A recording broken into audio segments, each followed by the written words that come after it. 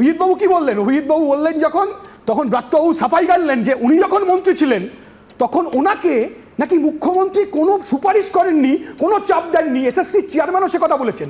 আচ্ছা, ব্রাত্যবাবুকে মন্ত্রিত্ব থেকে সরিয়ে দিল কে? তাহলে ব্রাত্যবাবুকে দিয়ে টাকা তোলা যাচ্ছিল না, পার্থ চ্যাটার্জিকে দিয়ে টাকা তুলতে হবে, এটাই তো পরিষ্কার। দলের মন্ত্রীকে ঠিক করেন ব্রাত্যবাবু না মমতা ব্যানার্জি। আমি শুধু আপনাদের বলবো, মুখ্যমন্ত্রী নেত্রীজি ইন্ডোরে গতকাল বলেছেন আমি কিছুই জানতাম না, আবার নতুন নাটক, তার নামে নাকি কুৎসা করা হচ্ছে। তারপর বলেছেন যে দেশ করেছে সে সাজা পাক।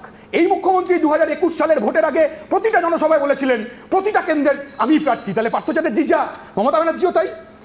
সিএম মুখ্যমন্ত্রী একাধিক জেলায় প্রশাসনিক বৈঠকে বলেছেন তার কাছে সমস্ত সরাসরি খবর আসে।